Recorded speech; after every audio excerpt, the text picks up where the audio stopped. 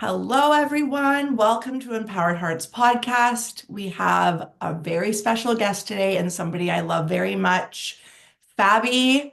Welcome, welcome, welcome. I feel like it's just Fabi. I don't even It's feel, just Fabi. I don't think it should Yeah, even be it a is. last name. No, it's like I'm going for the whole like Beyonce or Oprah thing. Mm-hmm. Zendaya, like just Fabi. It's good. Love it. I love it. Welcome, Fabi. Thank you. I'm So so excited to be here. I was going to introduce Fabi, and then I realized that I'm not because I'm going to completely botch and take away from who Fabi is by me trying to explain her. So everyone meet Fabi, and I'm going to let her just take the wheel and let her introduce herself of who she is and how she serves people.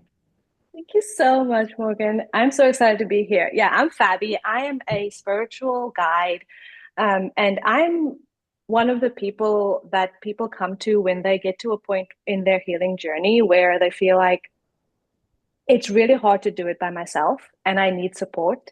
And what I do is I guide my clients to really remember what they came here to be, what they came here to do, but also remember who they are. And that is that they're able to really help themselves. So the work that I do is very much based in root cause energy work. So whether it is cancer or past life issues that are coming through, whether it is interpersonal relationship or a narcissistic parent, which is what we're going to talk about today. I truly believe that everything has an energetic root cause, and how it manifests in the physical is really just based on what your soul decided to learn in this lifetime. And so I am very much in the woo, like all the way to the side. But the cool thing about me, which I really was looking for when I was really, going through the whole dark night of the soul, the awakening process, is that I'm also rooted in the 3D, because we cannot only be in the astrals all the time. We also need to ground, we need to integrate. So I actually started my career as an accountant, which is very much in the 3D. Mhm, And so mhm. I spent 13 years in corporate America. And now that I understand my soul contracts more, understand what my soul came here to learn and what I was able to take from that, what I know from both the work that I've done, I'm also a channel, a psychic medium, all of the things, is that we all decide on a path to choose and the lessons that we're here meant to learn. And it's only when we are able to see everything that we've gone through and see the lesson in those, see how everything happened for us, that you're able to take from that experience and implement it and be able to kind of bring everything together to be able to serve, which I think a lot of people in my life, in my sphere, that come into my field are here to serve the collective in helping those who need support in waking up at this time. And so I work with a lot of star seeds. I work with a lot of people who either know that they are or have an inkling that there are star seeds, but they just have this really hard for them to connect with their spirit guides, to connect with their inner knowing because of the culture and the society that we live in.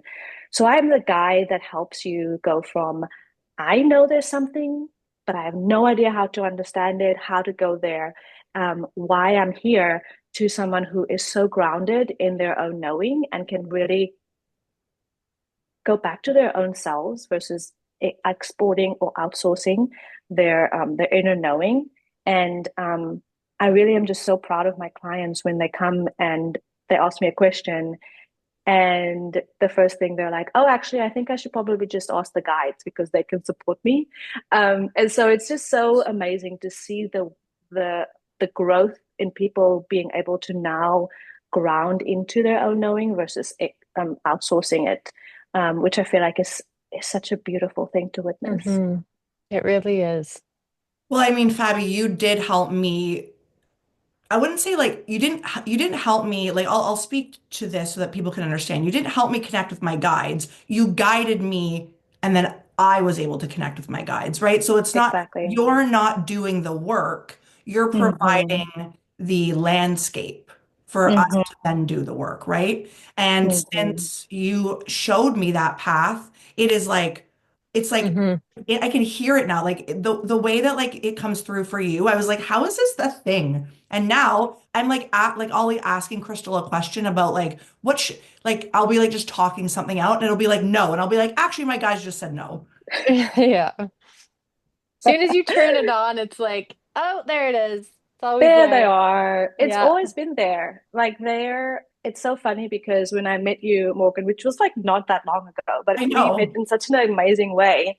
And Oh. you, all the girls were like, what, how are you able to do this? And I was like, oh my gosh, okay, I'm going to show you how to do this, but you're going to be able to do it by yourself. I'll just, like you said, I'll just be the guide, because this is actually something that we all have access to. We just need someone to show us how, and then Mm. you have access to them all the time. Like there are no gurus. We are all at the same level. There's no hierarchy.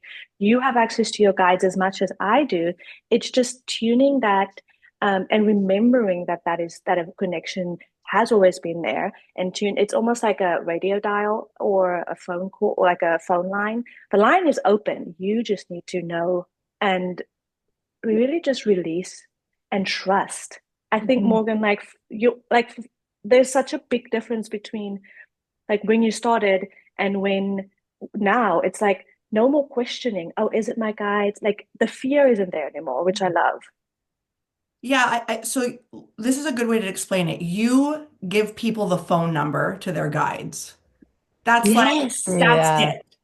Okay, yeah, yeah, yeah. I love that. I'm gonna have to Yeah. write that down. That's exactly it. Like it's like, you just provide you just close that gap. Yeah. And it's really cool. Like I'm so grateful for it.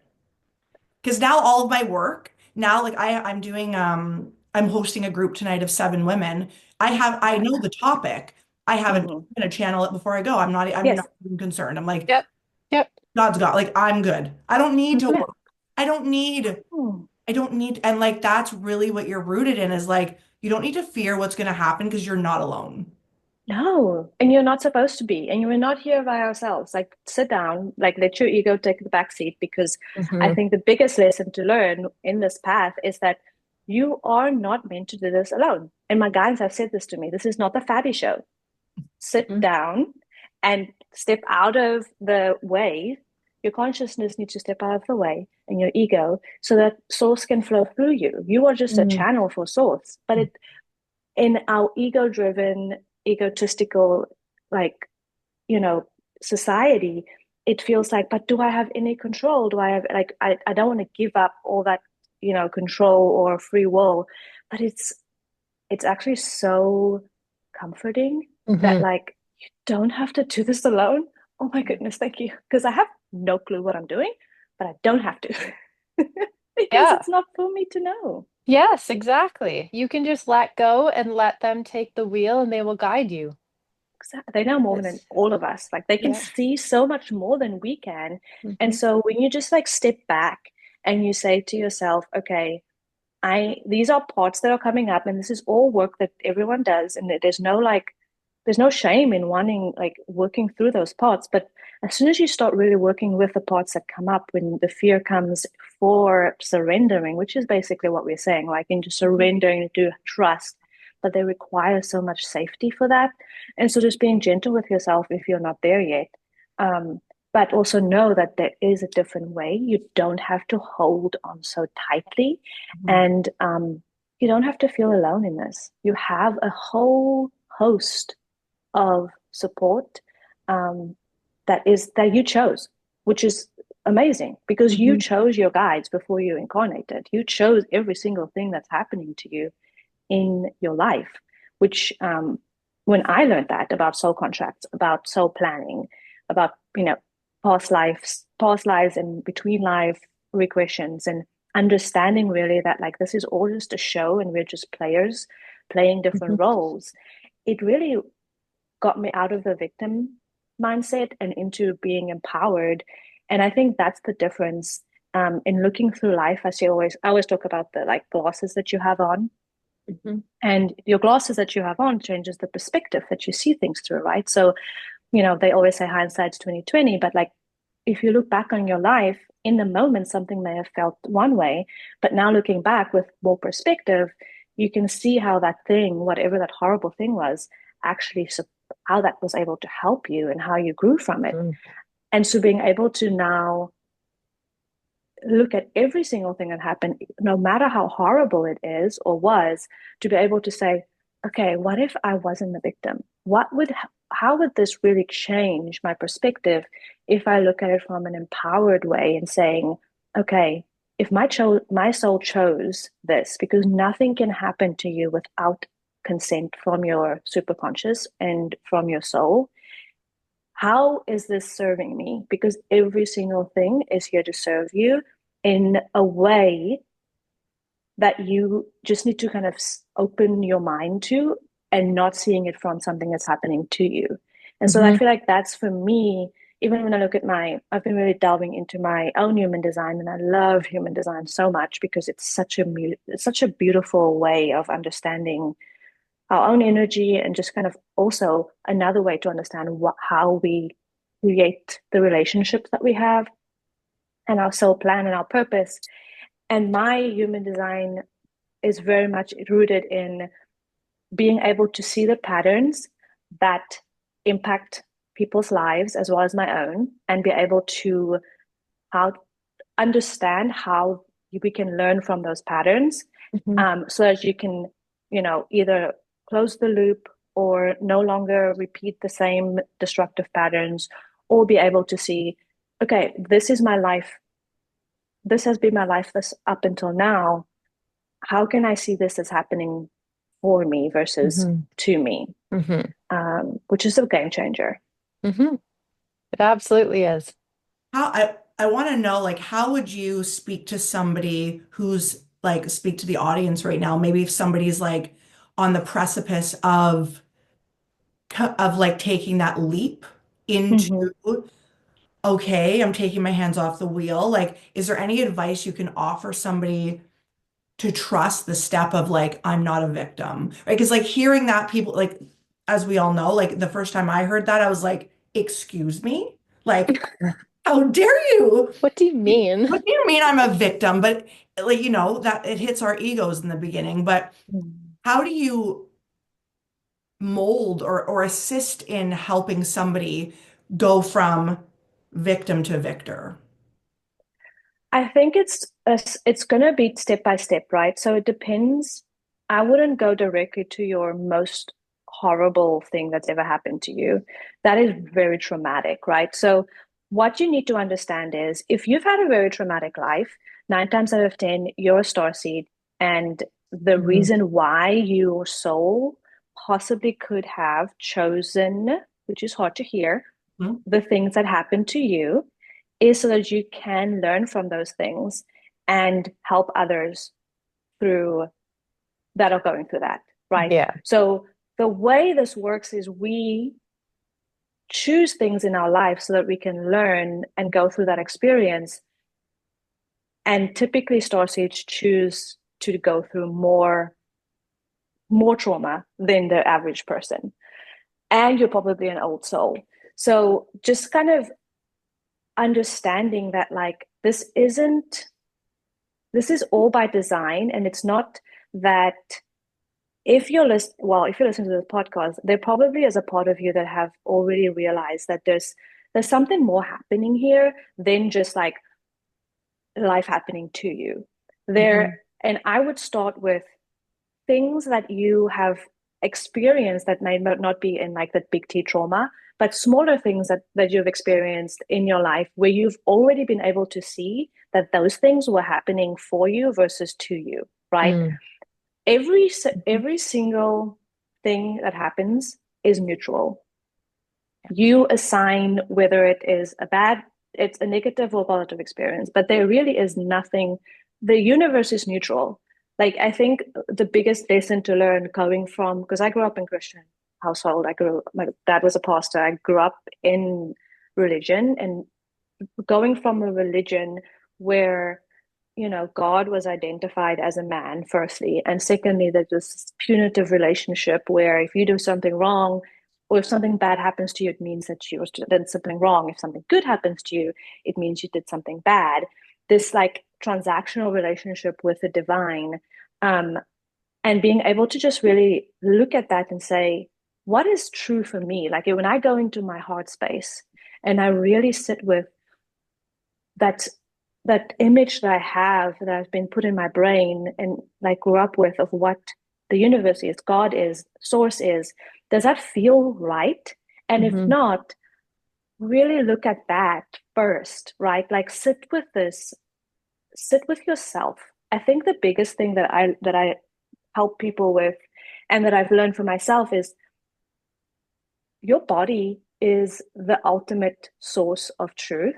Yeah. And so if something feels true, try and figure out like what that feels like in your body. Take something small in your life and really just like sit with like what is somatically happening in your body. Sit with yourself, create rituals where you can be still and really start to understand that like whenever you create space between, your stories and your reactions, you're able to kind of take a breath and sit in that like, who am I and what is true for me?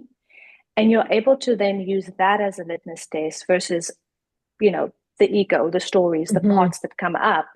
And so it's really just like step by step. You don't just jump from being a victim to a victor. Like that is, no one does that. Like the people who just like tell their stories and they're like, and then one day I just was a millionaire. That's not how it works, right? Like there isn't just like a one size fits all, and it isn't just a quick fix. It's these small little steps of working with your body, understanding what your no feels like, what your yes feels like taking it day by day, and slowly but surely with consistent work and like nervous system regulation, whatever works for you, to be able to find that stillness between the just like the story that's happening and like trying to be in the now, just really focusing on getting to a place where you can just be with yourself and then using that stillness to apply to your life and to apply to um, Mm. looking at situations from a victor versus a victim perspective. I hope that answers your question. Wow. Yeah, that is beautiful. I love how you talked about the body because our body really communicates to us. Mm-hmm, mm-hmm. And so to learn like what truth does feel like in the body, like you can feel that difference. Yeah, yeah. It's really beautiful. And then holding up the stories that you have, like the core beliefs, right? Like your neural pathways were created when you were between 0 and 7, right? Hmm. So that's, you had no control over that. Like that had nothing to do with you. So the stories and that you have about yourself, about the world, probably isn't your truth. It is Hmm. the stories that you saw, that you were modeled, that were told to you by your parents, your family, those who were supposed to be your protectors Hmm. at that young age. And so being able to first identify what truth feels like and then looking back at those stories of what is that really true? Like, I am not enough. Is that like that could be your truth, but it doesn't mean it is the truth, right? Mm. So that could be what someone had told you, but it doesn't mean that it's true. And no matter how much I tell you that you're enough, unless you can able to look at that story and use your own body's truth to identify, okay, does that feel true? There's like that is the gap. Like I feel like that's the gap between just talk therapy and just talking about it for 5 years and with the therapist and really bringing the body in and saying, does it feel true, these stories that have been said onto you, these continuous it's almost just like the background noise that Yeah. we all have. Yeah. What like one, stop that continuous loop, and two, just like pick out one of them and just look at them. It's hard though, because as you start doing that, I call it tower moments, or basically tower moments, but I call it like your core beliefs are really like these pillars of your foundation. And so as you start looking at these core beliefs and you may possibly feel very ungrounded when you start being like, oh, what if that is not true? But then what is true? And your ego and those parts will start to fight against it because it's very scary to Mhm. not have that grounding, even though that grounding is based in untruth. It's something, right? It's a pillar, but you're starting to like really like work on dismantling that pillar. And so just being so gentle with yourself. And I think that's where the dark nights of the soul come in, because you're Mhm. like, I have believed this thing about myself for the last 30 something years or whatever. Who am I now? Right. And so then you Yeah. have to like go through really like, okay, what does this mean? And it's a very dark place to be in because what do you mean that what I've been told or believed about myself this whole time is wrong? So then what is right? What Yeah, it's hard. And I think it's also like it's earth shattering. Like even to it is. the realization, like I woke up, my when I say woke up, like my spiritual awakening to life really like it really happened during COVID. And I'm so Mm-hmm. grateful for it. It was like, wait a second, you're gonna tell me I can't leave the house? And it just like Yeah. that's earth shattering. Like that to me was like, this is not hitting, you know? Yeah. Yeah, And so being woken up to the fact that what you know in life actually isn't truth, and yeah, truth can literally be anything. anything. Yeah. And like now I like that, but like to get from truth is like this to truth can be anything is like a whole lot of shit, right? Hmm. Mm-hmm. So it can jar your life. It can Hmm. Yes. jar your, yeah, like your foundation of life in general to go Mm-hmm. from, you know, the government protects me to we're on a floating ball, but nothing actually matters is like there's a lot. There's a lot there. Right, there's Yeah, a and lot, but it's freeing. But it's like to get to the freeing part, you got to unravel all of it, and yeah. it is earth shattering. And Well, and the um, sorry. go ahead. I was just gonna say the human likes to grasp onto things, Mm-hmm. to feel like this is my reality and this is real. And if it's not, then where am I rooted? It's Yes. like your whole foundation gets ripped up and it is earth shattering and you feel so lost. It's like, now what can I attach to? What do you mean Exactly. money doesn't dictate how we live or dictate our safety? Like, what do you mean? Like, it blows everything up.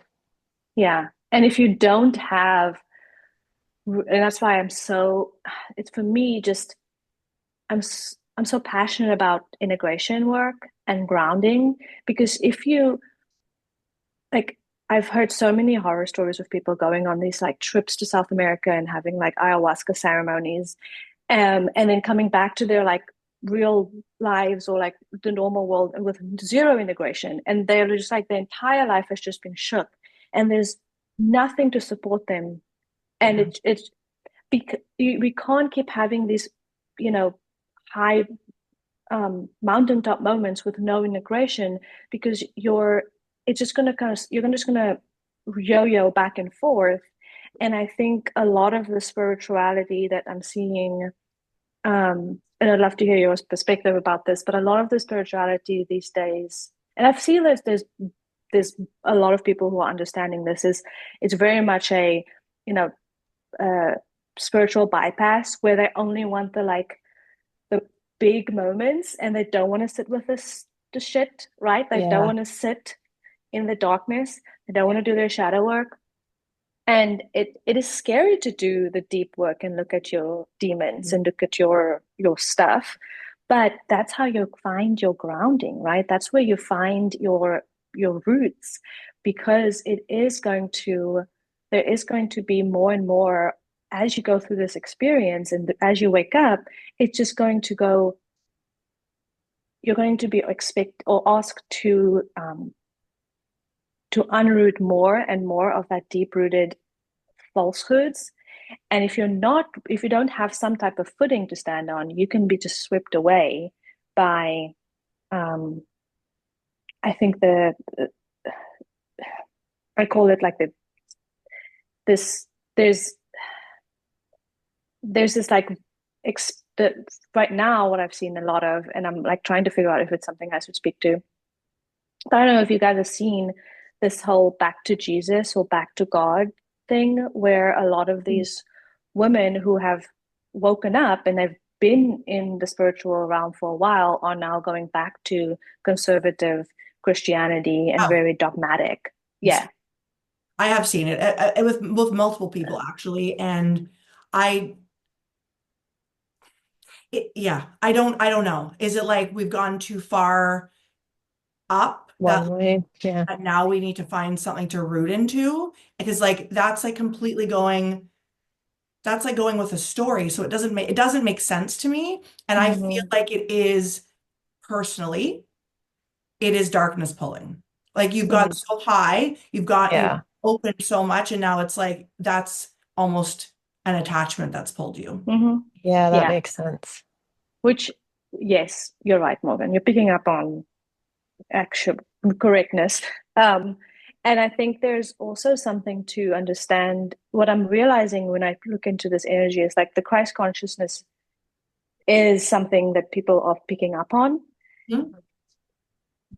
But depending on, but what we need to understand is like these energies have um, have attachments to them, right? So depending on your own experience with religion and whether or not you did do the deep work and your spirituality is grounded, you're going to be swept up by this wave of it's almost like the shit is coming to the top, and I see it as a river, and this Hmm. Christ consciousness river is flowing, and you can either be grounded and you can like really alchemize, um, or it can be like kind of pull you down the river, but it's ultimately going to help you be able to identify those things that you the first time around or like your first awakening. It's almost like you're going to go a level deeper, because I think a lot of these people who I'm seeing now who are being swept up by this back to Jesus kind of wave weren't as grounded in their spirituality as they thought they were, and Mm, they went from one religion to another, and hmm. we all know that you're just kind of replacing one with the other unless you're able to really ground in what it is that you believe. And like you were saying, you are the ultimate bearer of truth. So if you can't, regardless of who or says what, if you can't stay in your own sovereignty, you're Hmm. going to be swept up by Yeah. whatever is the next fad. And Right. so it's like we're seeing really people who are using spirituality as a way to spiritually bypass doing their deep work. Now that deep work or requirement is coming up again and they're being swept away, but also remembering that it's their path and they're going to hopefully come back around and be able to alchemize so much deeper Hmm. um, what is now coming back up, because it always will come back up if it's that's how it works. You're just gonna it's kind of spiraling, you're gonna come back around and you're gonna get another opportunity for you to be able to alchemize whatever it is that your soul is meant to alchemize in this lifetime. And so it's like a lot of people that I know who have that, from my clients who are healers, they've lost so many friends and so Yeah. many people, sisters who they were so close to, but now these women are like staunch against everything. No, like, no rituals, no crystals, no, like all of these things are now being seen as like devil worshipping or whatever you want to call it, right? Mm, And it's so hard to hold these women because it's like it again it this foundation that you've created with these women in these circles are being kind of I don't know. It's like these women are trying to just stay in their own, like these questions are coming up of like, what if they are right? What if I am, you know, in the wrong? Yeah. And I just, if it's something that you who are, if anyone's listening, and it's something that you're working through, I think it's just another opportunity for you to just sit in your own sovereignty, because regardless of what anyone says, if you cannot, if something doesn't feel true to you, whether it's your best friend, whether it is your parent, whether it's your sister, brother, whoever, regardless of what they have been through for you or mean to you, it's it's their path, and it may hurt to no longer be in such deep relationship with this person or whoever it is, but your truth needs to stand the test of anything, and sometimes it is the test of friendship, which is hard. Yeah, I completely agree. And in that conversation, I just wanted to touch on the darkness a little bit because I feel like as we grow, especially when we're young, we can be taught not to feel and shove it down and shove it down. And the more that I work with souls, the more that we start to like open up the sacral chakras and stuff and all this years of suppression, it's like the darkness that is meant to alchemize, like this one lady said to me, it's like the darkness is really safe. It's like a woman's womb. It's like where Mm, we grow, where we expand, and we're not meant to fear it. We're meant to be nurtured inside of it. mm-hmm, And mm-hmm. society has made it wrong. Like if you're feeling depressed, take this pill to feel better, but it's like no, like that is teaching you something. You're Yes. safe to feel into it and Mm-hmm. unpack those layers. And I just wanted to bring that piece through. Oh my goodness. Just the contraction. If you keep, you cannot always be blooming. That is not Yeah. how it works. We need to go in and winter. There needs to be darkness for there to be light, right? You can't be expected to work like even in your cycle, right? Like we have as women, we have 28 days of cycle, and through our cycle we go through all the seasons. And this myth that we've been taught, whether you're male or female, masculine or feminine, that like you every day has to look the same. And Yeah. if you feel anything other than joy, there's something wrong, right? Yeah. Um, just under like really sitting with the fact that you're the deeper you can go in your time of contraction or in your darkness or whatever your dark night of the soul, the further you'll be able to go up. It is basically like a an arrow being pulled back. And the Yes. further you allow your arrow to be pulled back, when it's time to release the arrow, the further it's going to go. And so just sitting with the fact that like your depression is not a bad thing. Like Yeah. depression is that time for you to go in and compress so that you can alchemize whatever there is there, because Mhm. that is what you'll use when the wave comes back up, because it always will. That is what you'll use to be able um, to go into the heights and support whoever needs to be supported. Because I really truly believe that we have so many star seeds that are here to do the big work, and so you cannot support those you're meant to support without you first being able to go there and Yeah. come through and bring the healing and the medicine. You are going into the darkness to go and alchemize the medicine, to go Yeah. and mine the medicine, to go and retrieve it, to bring it back. And so, if you're here as a healer, if you're here as someone who's meant to support others, you doing your work is the most important thing you can do, because the more capacity you have to do your work, the more capacity you have to hold your clients. Mhm. And so I work with a lot of healers that are business owners, and they get to a point where their business is stagnant, and they start looking to these Instagram business guides or business coaches and work on all of these different things, the flashy things that say, whatever, I'm going to get you 10K months and, just change your messaging. We know those. And I'm like, but when was the last time you spoke to your spirit guides? And then they look at me, I'm like, okay, what does your spiritual journey look like? What does your spiritual practice look like? And we're so easily externally focused on Yeah. clients.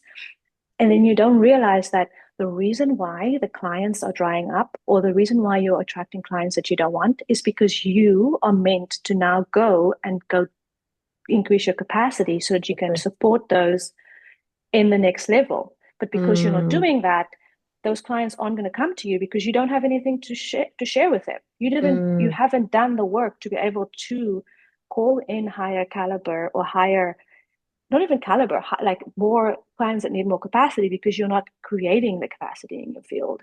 That is really beautiful reflection. You can't continue to like it's keeping your capacity of serving this big, right? Exactly. And like, Right. and I understand there are always going to be people with like that need help at this capacity, Mm-hmm. but I don't know, that's not growth to me. Like that No, to me, to just do like I would be bored in 2 months exactly. serving Exactly. somebody with just an addiction. Like I want to, it's like, well, then now let's do past life work. Like, and it's not that we Yes. have to do that, but I want the capacity to do that if need be. I was seeing a client and we done everything was like 3D, 3D, 3D.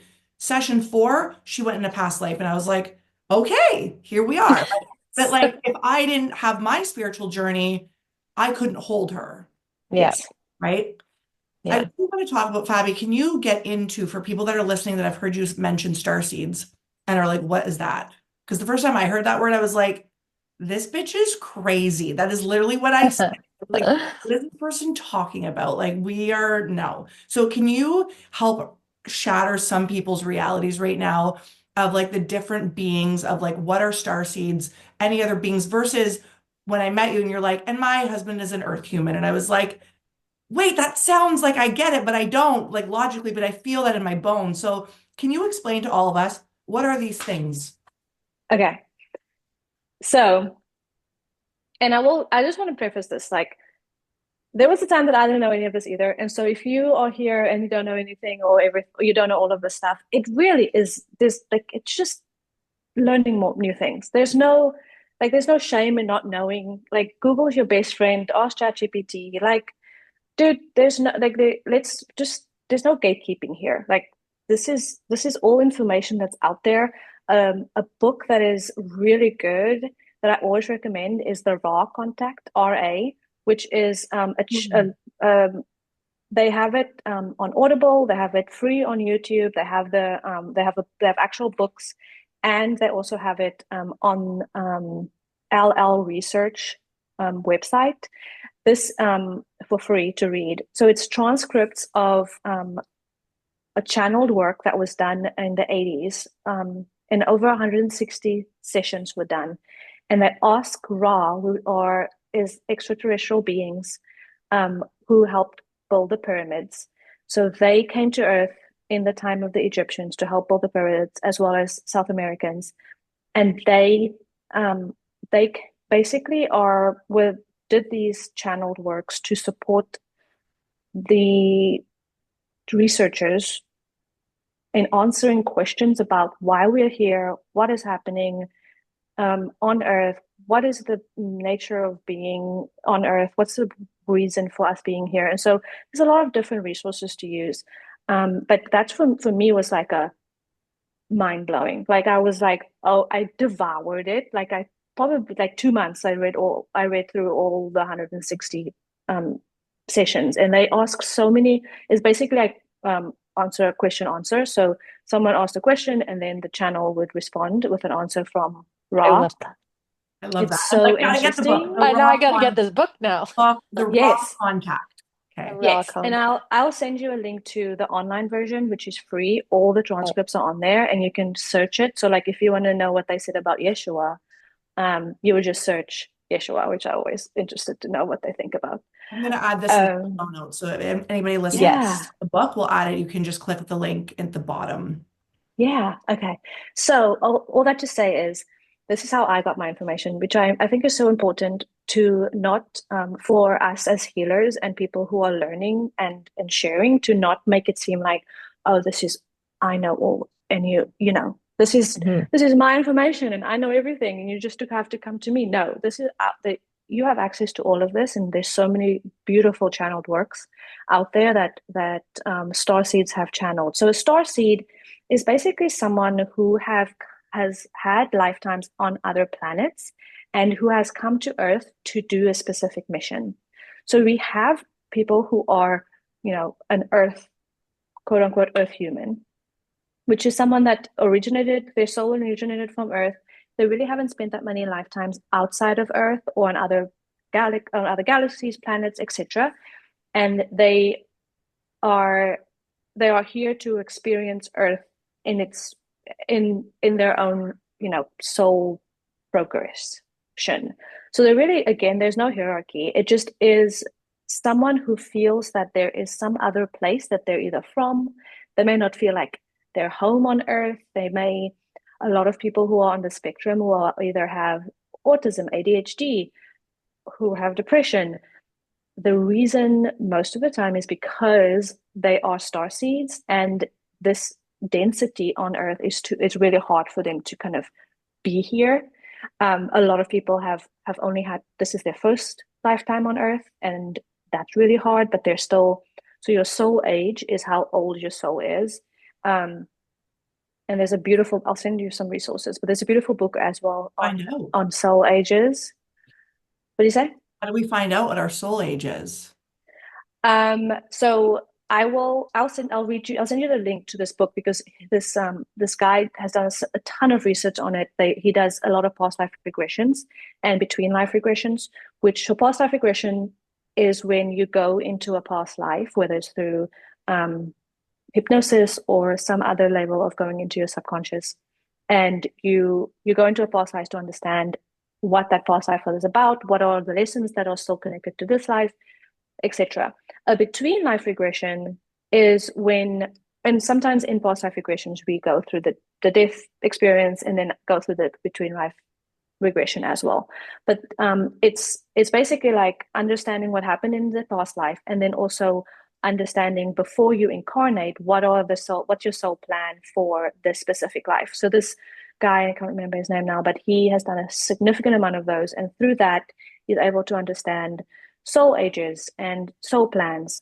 And so he kind of has different levels of soul ages. So a new soul, a young soul, an adolescent soul, an old soul, as like different kind of buckets. And 9 times out of 10, if you're a starseed, you're probably an old soul, which means that your soul has gone through a lot of experiences, whether it's on Earth, in addition to other lifetimes on other planets, and your soul has come here to support Earth's ascension and to help others be able to wake up. So Earth was you may know this or not know this, but Earth has kind of late at ascending. So she should have ascended in 2008 like before 2010.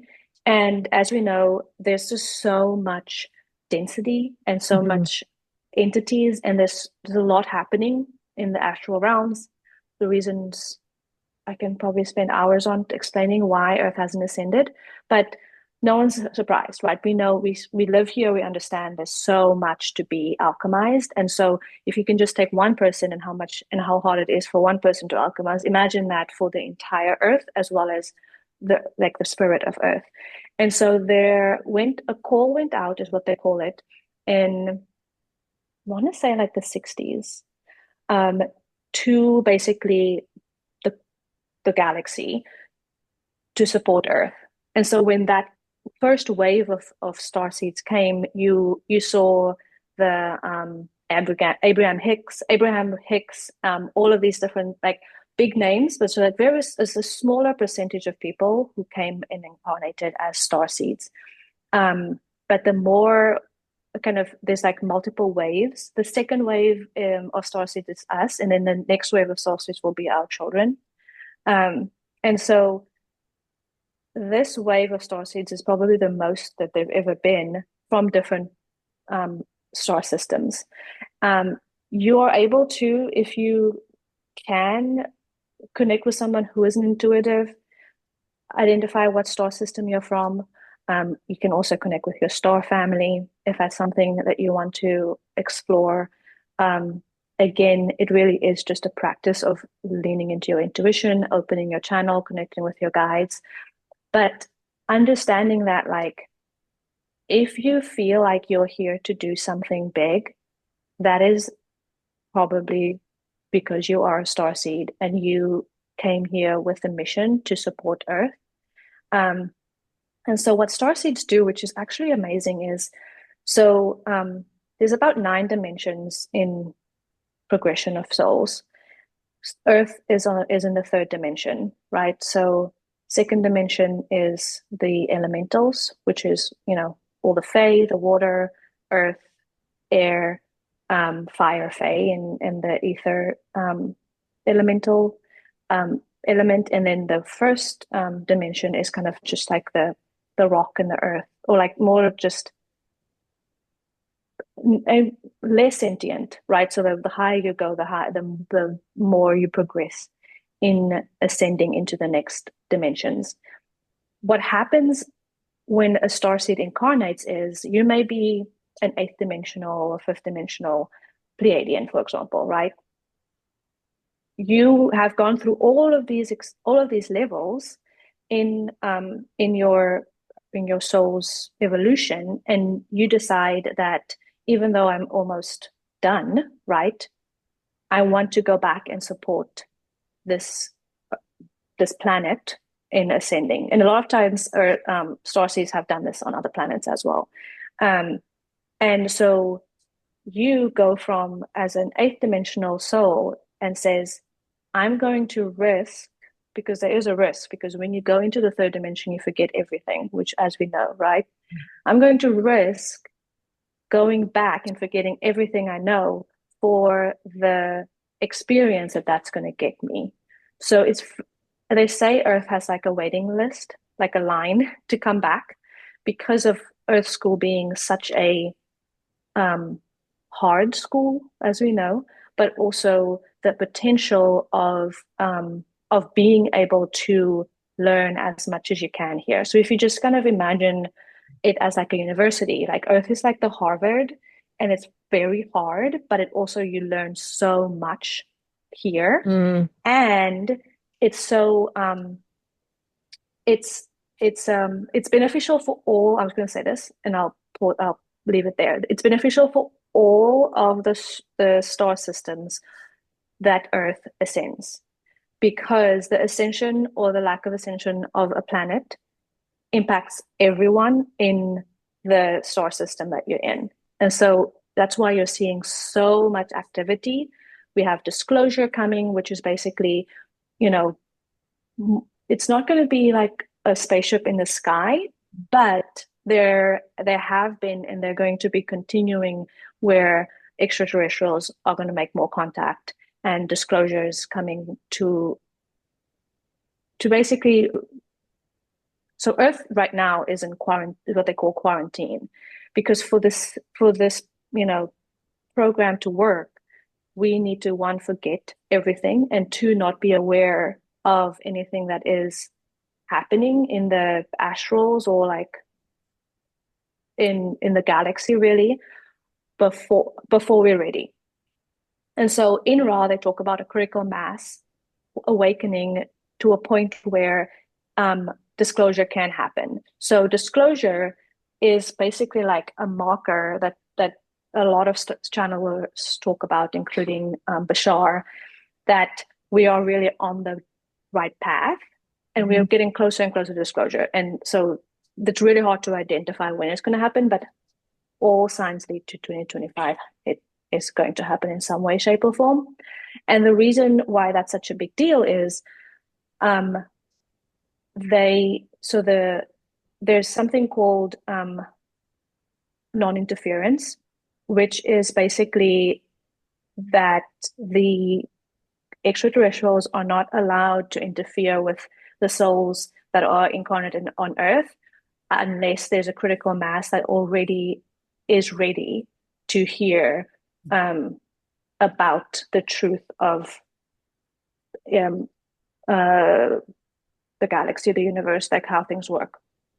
So we're meant to stay in isolation, in quarantine, in the dark, and do our own work for multiple reasons that we can go in to another time. But it's basically like, unless we get to a X amount of people who already have done the work and are waking up and are ready to hear, disclosure can't happen. And so, because all these, I think 2020 obviously was a big push, Yep. because so many people woke up, right? That was a concerted effort by the Galactic Federation to try and help, like, kickstart all these people waking up. And so waking up is something that happens obviously off, like, continuously. It's not just one thing, but it is part of that is understanding your mission here versus just kind of being in the matrix, running on the hamster wheel. Mhm. And so as a star seed, you're you're kind of, you have a double mission. One is to either work through any karma that you may have um, accumulated from past lives on Earth, and two, it is to step into whatever your role is, Mhm. connecting with your spirit guides, connecting with your star family, and understanding what exactly is your mission here, Mhm. and stepping into that mission, and really doing what it is you're here to do. I have a question quick, Fabi.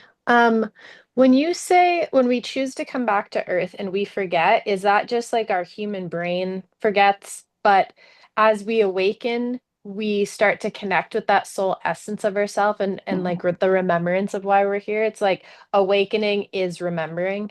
Correct. Okay, yeah, 100%. that's what I thought. Okay. I wonder, do Earth humans experience awakening?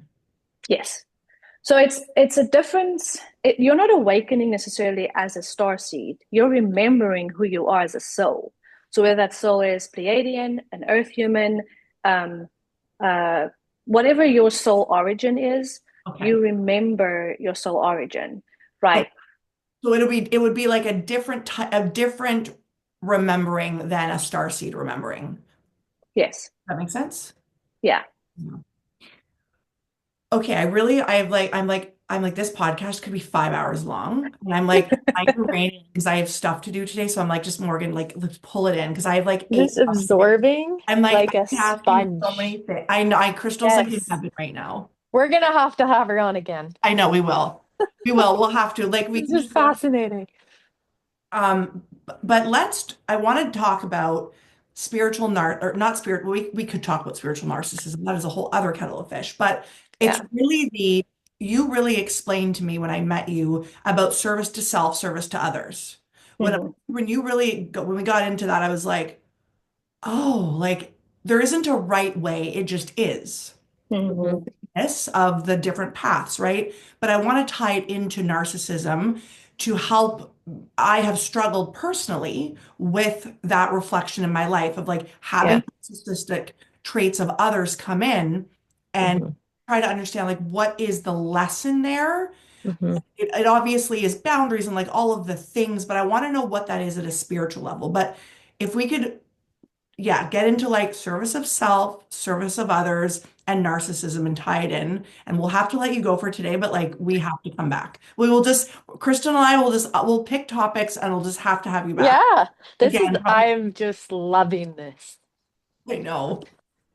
Hey, okay. So you will also learn about this when you read the raw contact. So when how Ra explains this, and it's so interesting. So when the universe was created, right? So we had Source. The reason why we are here is because Source basically sent out parts of itself and wanted it to remember itself, right? So like the whole nine dimensions is basically, if you can imagine, like there's only one, like unity consciousness, there's only one of us. Like the illusion is that we are separate beings, right? Yeah. There's only one source, and we are in this illusion that creates the separateness, that we are not the same, and that there's actually a you versus a me. But the Mhm. whole point of that was for, um, if you think about it, if you think about source being like all white, right? So you're white, you're a soul, and you're in a white room.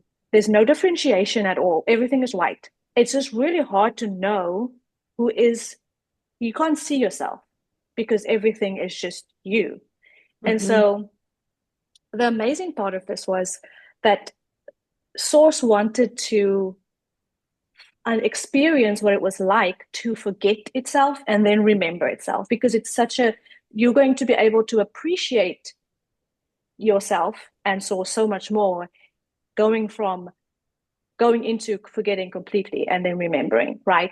And so if you understand that concept, that there isn't really anything that's good or bad, it all just is Source trying to experience all the different options.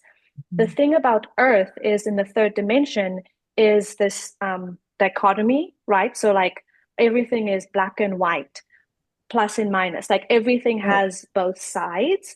And so then when you understand that Source is everything, sends out parts of itself, which is souls, and creates souls to send out parts of itself to go learn, you get into the third dimension.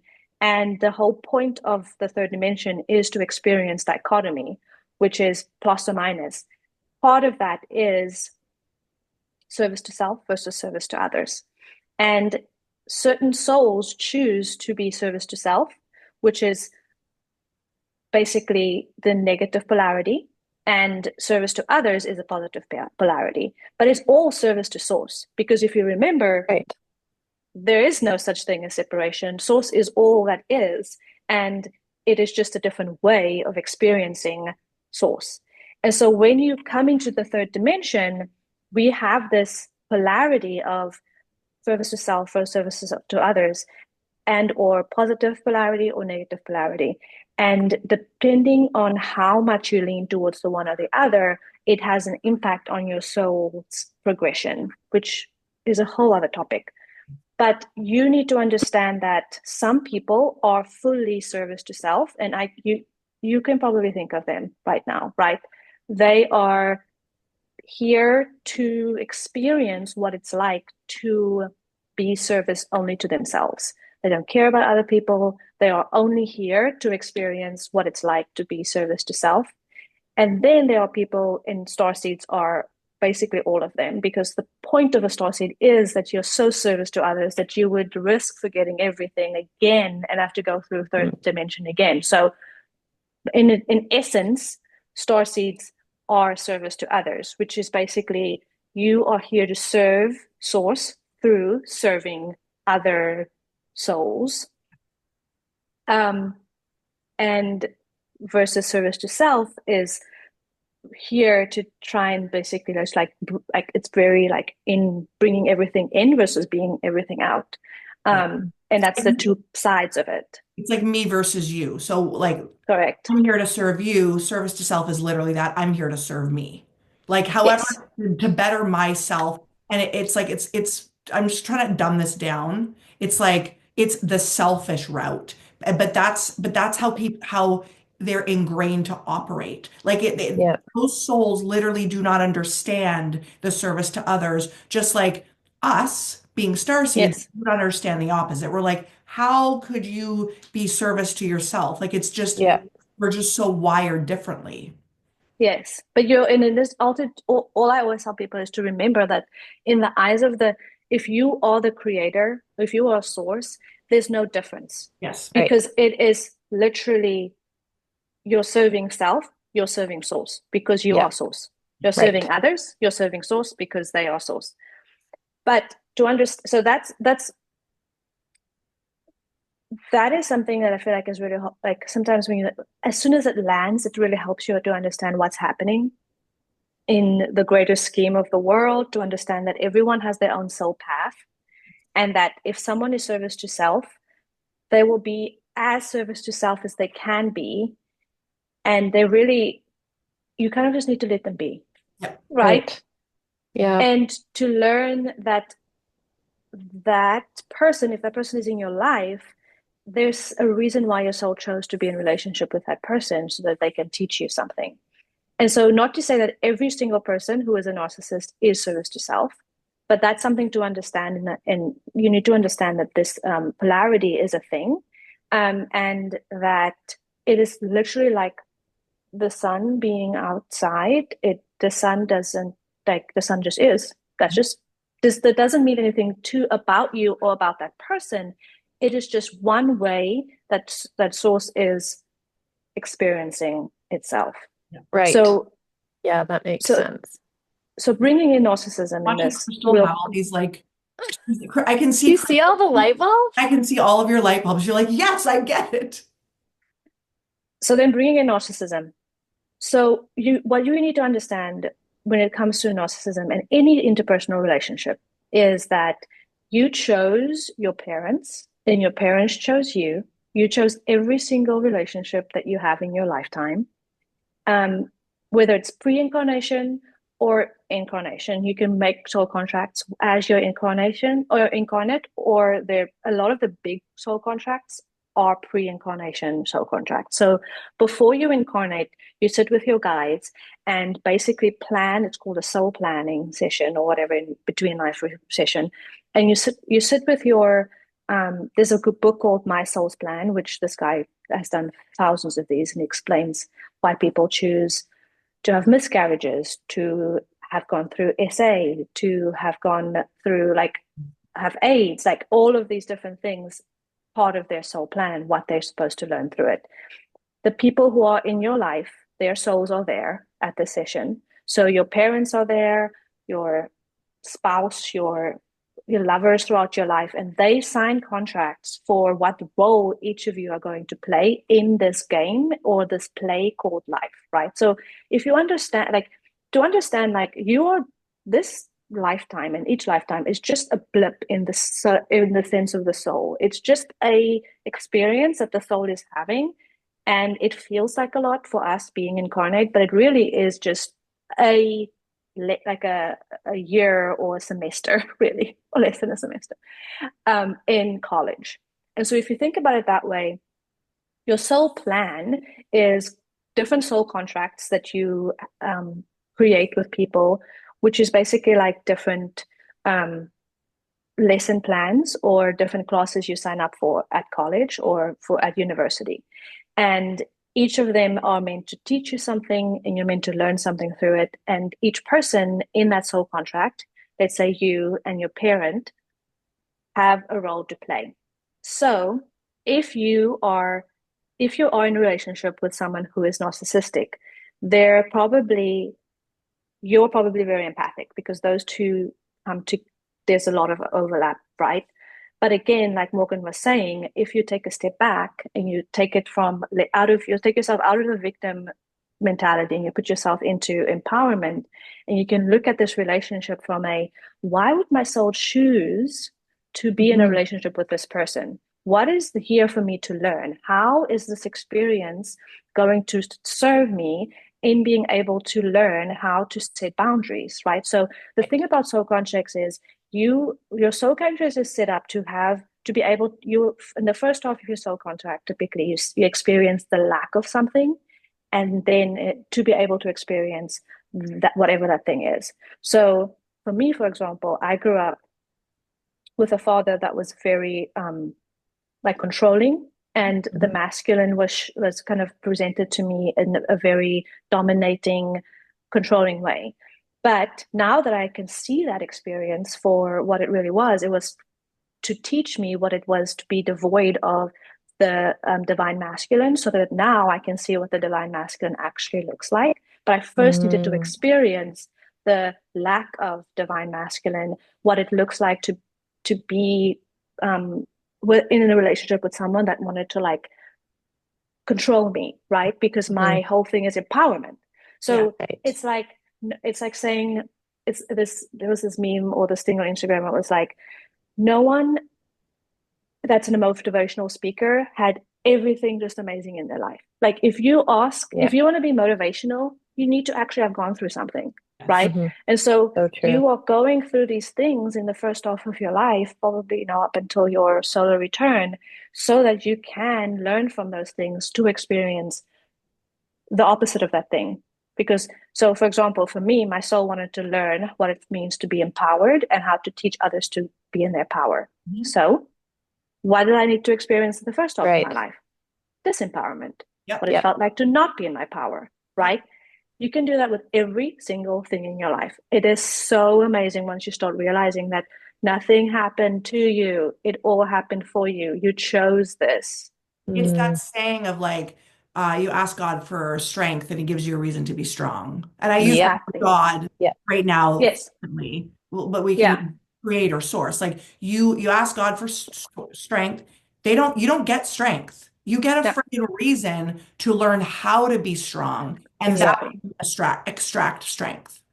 Exactly. But and so I will preface that with you are God, Yes. Yeah. period.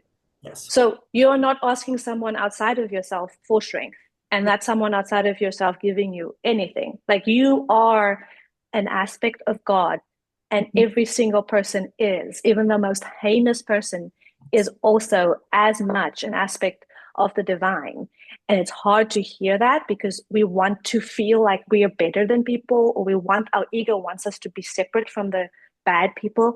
But there is no such thing as a bad person. It's just a different experience. Yeah. And as soon as we start to understand that every single person in this, every person, like every person chose, whether it's not the consciousness that chooses this, it's the superconscious, the soul chose to have the experiences they're having. And there's so much. It's hard, I think, for Americans to understand this too, because Americans have this like savior complex that they need to go and save the world, and they need to like. And it's one thing. I do agree that some people's path here is to be activists or to stand up for the disempowered, but it's the energy behind it. It always is the energy behind it. You're not anyone's savior. You are not here, even Yeah. if you are here to serve. There's a difference between being someone feeling like you're like have to go save someone. They don't need your saving. Stay in your lane. What is it for you to do here? Find that out first before you go out and try and save people from Yeah. themselves, because they don't need saving. They are sovereign beings just as you, and they can make their choices. So is something I always tell my clients who are healers. We have signed a solemn oath to not do harm, and I think a lot of people misunderstand what it means to not do harm. And I'll end with this. Not doing harm means that there's a difference between doing harm and discomfort, right? Discomfort may mean that you say or do something that makes the other person uncomfortable. But harming then means that you are standing in the way of their development as a soul. Yes. And so that Mm, may mean you need to take yourself out of their life. You need right. to let go of the soul contract. And so with narcissism, 9 times out of 10, the number one thing you can do is to cut contact, Yeah. because the energy of narcissists feed on the energy that's in the relationship. And so the more you give them the energy, the more they're going to kind of feed off of that, but also Mm, understand that this person signed a soul contract with you to play this role, whether they know it or not. But if you are able to see that and be able to say, actually, thank you for this role that you're playing, but I'm going to distance myself from you, and I will be in relationship with you as long as you respect my boundaries. yeah. That is actually serving them and you, because harm is you continuing to not learn the lesson, because you're going to learn the lesson. That's the whole point of why we're here, right? You keep taking the test and you keep failing the lesson because you think, yeah, you think you need to kind of prove yourself, or you need to prove your worth. You need to prove that they need to treat you better. Um, but yeah, there's so much Mm. more I about know. this topic as well. No. So we'll have to come Yeah. back. But we will have to come back. Oh my Fabi, this was like I'm like looking at the clock. I'm like, can I do this today? I can't. I can't. But thank you so much for being here. Yeah. Like Thank you. I feel like I've just drank like soul. Yeah, me too. I'm like, look, I have learned so much. my favorite thing to do. I would do this all day if I could. So thank you for having me. I will link everything for you, your website if anyone is interested. If you are I will highly, highly recommend this. If you have questions about your soul path, contact Fabi. If you are just curious, if you are like, it doesn't matter how deep or new you are to this experience, Fabi is like, we can dumb it down. Fabi can help you where you're at. There's no experience necessary for this role. So, yeah, thank you so Thank you, much, thank Fabi. you. Yay, Thank you bye. so much.